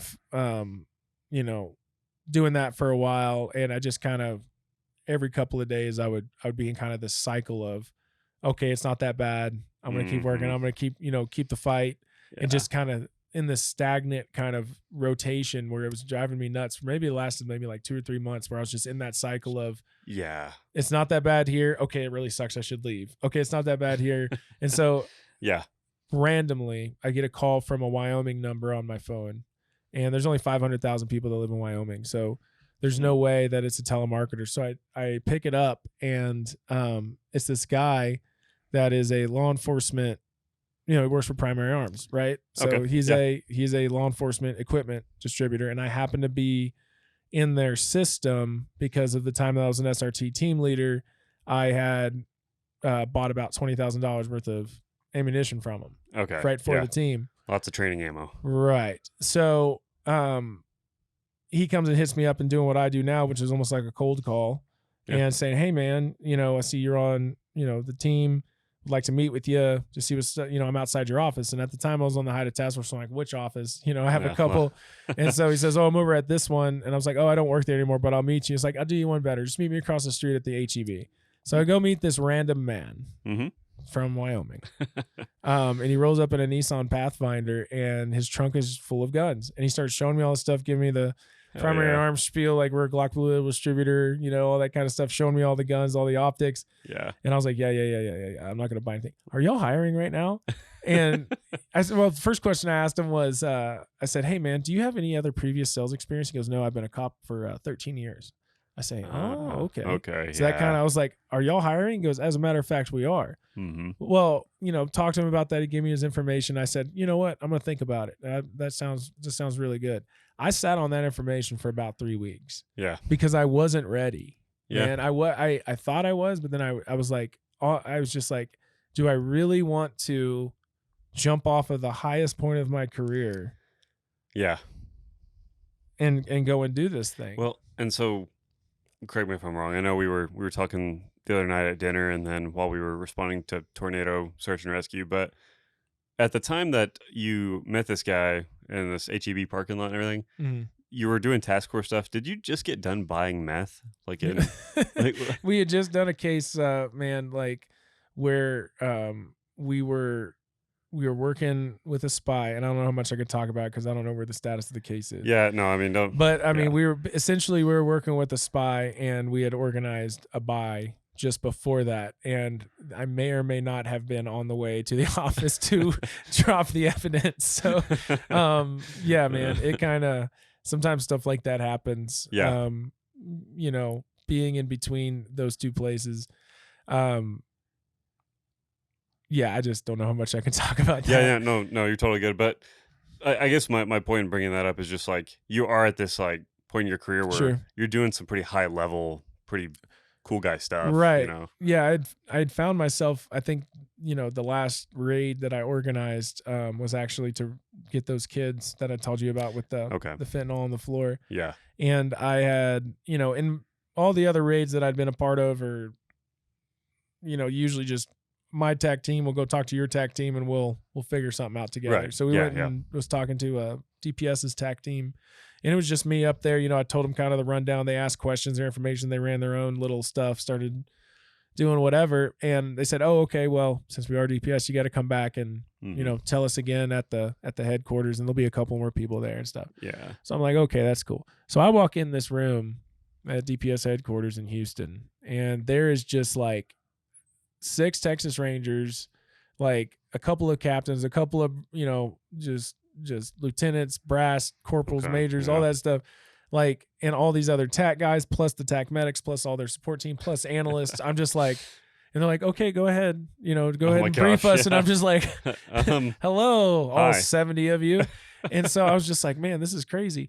But that was the last thing I did. We went over, we raided the house, got the kids out, and that was it, man. I was out, and we can spend a little time talking about, life afterwards. But, one thing that I will say, that the biggest thing I've learned in the almost year that I've been out of law enforcement is you don't realize how much trauma you have built up, because you save it day to day to day.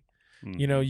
You builds up inside of you. If you're not taking care of it, if you're not have a healthy way to release it, then, it really can build up fast. And you get to a point where you don't realize how much that affects your family and those around you, right? Until you're out of it, and you're that like, makes sense. Well, if you just look back on my behavior, and I'm like, oh, well, why was I acting that way? And then you look at it compared to where you are now, where you're not stressed for your life. Mm-hmm. You're not having those, having to look over your back at every corner, not just from the bad guys, but from admin, from, the public, the news. Yeah. Everybody's out to get you. Yeah. The cop, it's not a good deal. And I'd be surprised, I'm surprised every time I see people wanting to be cops nowadays. Yeah. And that's just, this is me personally talking. Mm-hmm. This is my journey, right? Mm-hmm. I have nothing but utmost respect for people who are still cops nowadays. I just wish I could be among them, right? It's just, I wish I had, enough courage to be among them. But I had to take a point where I was like, what am I doing here? Where's my priority at? I just reaffirmed my priority. The other thing too is, like, cops don't have the same reception to when they retire like military would, right? Like there's no Veterans Day for cops, right? Now I'm not saying we're like in some war out there and we should be treated differently. It's not quite the same, but it's not quite the same. But I mean, you have guys who will go 30, 45 years and, we have a cake and a watch for you, and there's no other, like there's no VA for cops, not that that's a shining thing on the hill. It's just okay. 30 years of service and see you, buddy. Pizza party in the break room at noon. Well, I think people have trouble with that because their lifestyle that they've known for 20 to 30 years is now gone. Yeah, and divorcing your identity from it. And then you're replaceable. Like, no matter how badass you are or anything like that, no matter what you do for your department, how you built it, whatever, you're replaceable. And then all of a sudden it's like, who was Jones? Oh, that's some guy that worked here years ago. Yeah. I'm not sure what he did. I don't know. They talk about him. I don't know. I don't know him. You're forgotten. I talked to a guy one time that had recently left law enforcement and everything, and he did like, I want to say like 18 or 19 years, somewhere in there. He's getting close to 20. And then due to stuff going on in his life, he went ahead and got out. But he was saying, that was his life and everything, and he remembers a week after he got out, just in the town that he lives in, he was going out to run to the grocery store, do something, and some other cop is already driving his unit, his car, and is already doing his, like, he just like that, World moves on without you. Yeah, he remembers feeling like, oh wow, like, okay. So I would say that would be my message to any cop considering to get out. There is other careers out there. You don't just have to sell insurance or be a home inspector or whatever, car salesman. There's plenty of other jobs for us. Firearms industry, they always hire cops to want to push their product. That's what I'm into right now. Yeah. That's really been a field that I've seen that's coming up. Every one of these companies, I'm talking major manufacturers, they want cops with that end user experience that can go into a police station, speak the language, level with people and get them the equipment that they need. Exactly. So don't ever feel trapped. Don't ever feel like you don't have any options, because I fell into that trap a lot where, first of all, my identity was very heavily wrapped up in being a cop. Yeah. I was very proud of it. I tell anybody who asked, right? Oh, yeah. And I'll still talk about it, Yeah. But, that on top of what do you have after society starts looking back down on you, after admin starts looking back down on you, right? And, where does that leave you? It leaves you with nothing. Yeah. And then the only thing that you can really take from a law enforcement career is your own personal satisfaction that you made a difference. Yeah. Because it's not about like the rest of society. It's about the little girl who's still alive because of your actions. It's about the dad who went to jail, because he was beaten up on his wife and kids, and now they have a better life and they have an actual shot to thrive. Exactly. It's about it's about the ones that you'll never be able to know how you had such a deep hand in their life. And, and that's why a lot of us, we've talked about this at length this week, are frustrated with the way law enforcement is going now, is because it's not us that's suffering. It's the helpless that are suffering because we cannot provide them a better service and we cannot help them out of their situation. Well, it's a jacked up situation because the people out there who need help, these kids, these other folks who need help, they're out there and their need has not changed, and these bad things are happening. And then in kind of a sick, twisted way, the cops are the ones getting blamed for their suffering. Like, we're out there trying to help, but the way the system is increasingly kind of moving against good cops who want to do good work. It's like, here's a problem, we want you to go fix it, but don't really fix it. If you do fix it, you're in trouble. And it's twisted. Well, the irony to less law enforcement, less enforcement period, is that it turns around and it affects lower income areas of town, disproportionately higher income or higher crime portions of the city. It affects that worse. There's still just as many cops in the suburbs right now as before all this stuff happened. But the thing is like, I had the opportunity to go to St. Louis for my work for a conference. You see no cops really at all. Yeah. Crime is very apparent. Half the buildings are abandoned. And in my adult life, I'm 6'4". I got this crazy looking mustache on my face. And I've never had somebody tell me, hey man, don't go out at night and don't go more than 4 blocks away from the hotel during the day, or something will probably happen. And oh, by the way, if you see the cops pulling somebody over, run the other way because there's going to be a shooting. Lo and behold, a week after that, there was actually a video of undercover St. Louis cops chasing a dude down who was shooting over his shoulder at them as they're running on foot, and they run him over with a minivan. Oh, I think I saw that. Right. That was literally a week after I was there. I was like, okay, I see what they were talking about now. But that is there's many cities that same thing is repeated over and over and over again. That sounds like such a foreign concept to places like here in the Panhandle where you have functional communities. Yeah, they got their issues, but they're not like, you guys aren't having homeless people on the side of the road, all this stuff. It all goes back to, where is the basis? Local government is so important, right? And the cops are the center of that. They're the foundation of that. If you don't have competent people who are willing to do the job well, the rest of everything that leans on that also comes down. Yeah. Oh yeah. It's true. I mean, that's not an overblown statement. And I don't understand why certain of the media, politicians, people that have money and influence, I mean, it maybe sound a little bit wild, but what is the point of it? It's a conspiracy. What, they want to destroy America? I mean, that sounds like, real redneck or maybe uneducated, but there has to be something behind that, because some of these people that are pushing these narratives are not stupid people. They're intelligent. Yeah. And you have to, they have to see that very simple math that like, hey, if you have enforcement here in these communities, it helps it. It helps the community. It keeps them safer. Right. They have to see that 2 + 2 is 4. Right. Yeah. But for some reason, they don't want to support that. I think for what purpose? Why? Why do they want that? I think there's a multitude of reasons that go into explaining that. I think part of it, maybe a big part of it, is the way that social media influences people's thought process nowadays. And but what's the purpose of social media putting narratives like that? Like, what is the end game to all this madness? I would say this specific, and I've thought a lot on the social media issue. You talk about 30 years ago.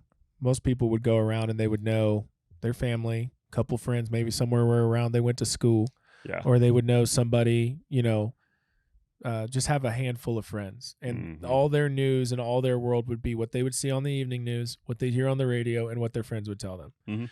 Nowadays, globally, Oh, if yeah. something goes down, Yeah. we would hear about it, and we'd hear about that Mhm. calamity. So if from the outside looking in, it seems like there's this huge uptick of Yeah. police brutality all of a sudden. And, Yeah. the critics of what I'm saying would say, oh, well, it's always been there. It's just coming to the light.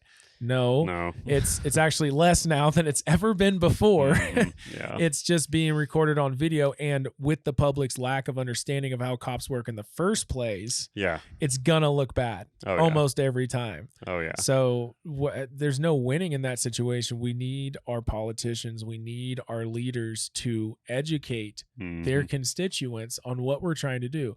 Yeah. Policing should be bipartisan.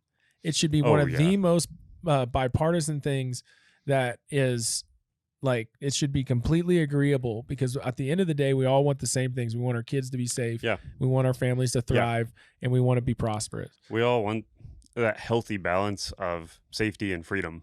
Right. Like, Absolutely. But I mean, until the, population all of a sudden just becomes better at problem solving and communicating with one another, I don't think it's going to get any better anytime yeah. soon. Oh, gosh. Yeah. Not to be like doom and gloom, but like it's When you have a narrative pushed by Yeah. media, by every app, Mhm. I don't know how you combat that when it starts to become entrenched in your educational system. it's Like, what do you do with that? How do you combat that? Because eventually, and it's slow. I mean, Right. relatively, it seemed like it sped up over the last, call it 5 to 8 years, Right. but that's been happening for several decades, just very, very slowly, just Mhm. changing Little by America and little. changing how people perceive things. I think I read somewhere that, like, in the late 1800s, maybe early 1900s, the average American citizen is probably in the 1800s. Their entire life, they never traveled more than 50 miles from their home. right. So they had a very small, look at I've what, heard this. what I've heard the same analogy, and they also said it was the amount of information they would consume was equivalent to 5 Sunday papers. yes, That's it. their entire lifetime. Right. Wow. And I our didn't know that. our complete, like, society right now is overload of scrolling and getting Yeah. information all the time, and I can see at any point the worst thing that's happening on the planet. So if you're not focusing on the positive, you're not doing that in a healthy way, you're gonna think that everything is terrible. You're gonna think that they're out to get you, right? Oh, yeah. Yeah. And if you're somebody who just listens to what around you, and you're in a less privileged community, and you have these cops, and you're viewing them as oppressors and people who are going to attack you and people who are going to only do worse for you, Mhm. how are we supposed to come out of that? How are we supposed to win? That's a good question. I don't know if anyone has any kind of perfect, easy solution. I mean, And who would want to walk into that job yeah. understanding that they could be labeled those things? Oh, yeah. Well, You gotta, that's why we have the shortage that we have today. Correct. And people Yeah. leaving it. Good cops leaving it. yeah, They just, yeah. what's going to happen in a few years if it continues to get worse? You're going to have a bigger problem what you've got today. Yeah. Yeah, it's not to be all doom and gloom, but it's not looking good. So Not looking good. But, it's I believe in Texas. I believe in America. I Yeah. believe in people will eventually, yeah. the equilibrium will swing back. I think we're starting to see Things- some of yeah. that, but it's We're going to be starting to, time. Yeah. But what people don't understand is that any little change like that dramatically affects society. And even though you're not seeing it, Yeah. and we're seeing it every day, multiple times a day, the Yep. effects of these crazy decisions, Yep. it's almost like they're tone deaf. Yeah. They Oh, don't yeah. know. And I don't want the message to ever get across to the public that we're against them. No. We are the 'cause that's- public, man. Yeah, You like- know? That's what people often overlook, I think, is like cops go home at the end of the day and like they live in neighborhoods like you do. Right. Like that, I mean, like we're not some kind of like superheroes or anything like that. It's just a job. Absolutely. It's just a very particular set of problems that this job deals with. right. But at the end of the day, like, yeah, like we live here too. Like we want our communities to be nice, Mhm. places for our families to be raised in and everything. So it's this disconnect between law enforcement and the community. We've got to find a way to rectify it, but it's going to take people on both sides working towards it. Absolutely. So Hey, and you said it. You mentioned something that's not looking good, but what does look good is weapons and products and gear from Primary Arms. That's right. That And I is think true. I think that's probably the next thing we need to talk about after we take a short break. Yeah, here. we'll have a of short course. break, and then we'll Yeah. have some information about all that stuff. All right. That sounds good. Yeah. Sweet.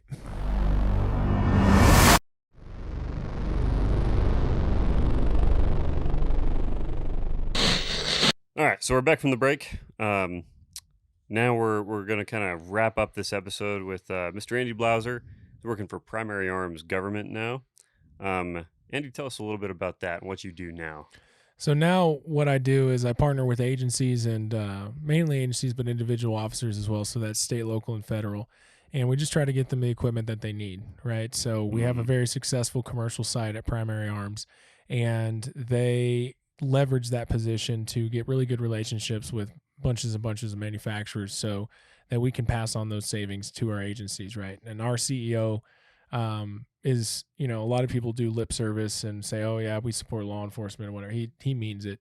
Okay. Some of the prices that we give on stuff is crazy. Yeah. It's really, we use our experience. All of our outside sales team is former law enforcement. Some of our inside sales team is former law enforcement, and we really like to leverage our experience and what we've seen out in the industry to make sure that that agency has access to that equipment, and that they also just have the knowledge of what's out there, right? Because a lot of times people will come up and they'll just say, hey, I want some rifles, and they have no idea what that entails or what they want. And then the other end, I'll get the power user who's telling me specific absolute things that he wants, and we have that too. So Yeah. it's easier to say what we don't have. We don't have cars, computers, and tasers. I feel like we're trying to be the Amazon of law enforcement a little bit. Rock on. Well, we are based out of Houston, Texas, and here in the next episode, I'm really excited to go more in detail on it and really let y'all know what's going on. It's going to be awesome. And yeah, for those listening, watching, whatever, stay tuned.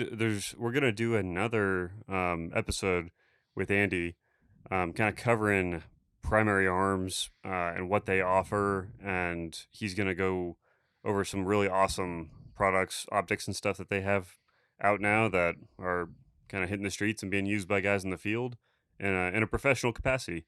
So that'll be probably kind of a YouTube exclusive thing if you really actually want to see these things and get a good look at them. So stay tuned for that. But as far as episode 10.4 goes, Andy, you got any final thoughts? Well, just thank you for having me out, man. Thank you Hey, for man, giving me a place to leave my mark and record my story. I'm definitely appreciative of it. There's been a lot of people in my career who've supported me, and people who I count as my brothers and my sisters. And I know at least Jones here, I count you among those. Kind of a work dad, and I'm sure if we had the opportunity to work together, we would have been able to be friends as well. Law enforcement is and always will be who I am, right? I don't think I can ever change that. But moving forward into the future, I just want to make sure that anyone who puts themselves out there to protect their community, that they're taken care of. And if there's any Absolutely. small way that I can do that now, that's where I'm going to land. Yep. Love your family, love each other, and take care of yourself. Because you can't go out and save the world if you're messed up yourself. So that would be my biggest message. And just thank you for having me, man. It's been a real experience. Unforgettable trip to the Panhandle for real. To say the least. It's definitely been a ride. And who knows, man? Maybe I'll saddle up again one day. I don't know. Who knows? Who knows, man? Yeah. But for anyone else who's been out there and listened for the entire 3.5 hours, thank you for lending me your ear, and I hope this episode gave y'all some understanding of what we go through out here for you guys, man. It's nothing but love and love for our fellow man that really drives us at the end of the day. So yeah, that's pretty much it. Thank you for having me. Hey man, thanks for coming on. It's truly been an honor. I don't say that lightly. I heard a lot about you before you came on, and I was told many times that, hey, this guy he's one of us. He's one of the good ones. He's he's cut from the same cloth. Y'all got to get along well together, and they were not wrong. So Appreciate it. Thank appreciate you It's coming very on. kind. Jones, anything? Man, I'm just glad to have you up here. Glad to see you again. Super glad that you're doing well. I've seen a lot of people come and go from the sheriff's office, man, and you've always stuck with me for as much as any of them have. Probably more. Man, I don't know why or whatever. I think I can see your soul, bro. I know you're a good dude. I know you're a cop. Kind of wear my feelings on my sleeve a little bit. Yeah, but I know you're a good person. Yeah. You're a good cop. You're a go-getter. Yeah. You might have drove in from Houston the all night to come to work during the day, which probably wasn't the best thing in the world, but you always did what was asked, man, and you weren't lazy. You went out there and you were a cop. Right. And I saw that. Not everybody that works for us or anywhere is a cop. Just because you're in law enforcement doesn't mean you're a cop. That's kind of a thing that I've come up with. If I call you a cop, it's a compliment. I appreciate it. It means that you've that you're just doing what you're supposed to do out there on the street, man. And I saw that in you pretty well from the beginning when I got to know you. Mm-hmm. And I'm glad you rock along good and safe. And I'm super happy that you're married and have some kiddos and get to experience that, man. And glad we've kept our relationship going and communicate from time to time, and that you come up here and got to experience the Perryton tornado with us and shooting firearms in the morning and doing tornadoes in the evening. And it was what are the odds? It's good stuff, man. It was, you couldn't have rolled a dice better, and I appreciate you saying so, Jones. And just from what I've seen, you guys are on top of it out here. It's very refreshing to see that there's still some places out here that are doing it the right way. Yeah, well, we it's very, very good. Y'all have something to be proud of. We're trying, man. We appreciate it. Absolutely. Well, cool. Hey, with that, we'll thanks for tuning in. We'll see you next time. See ya.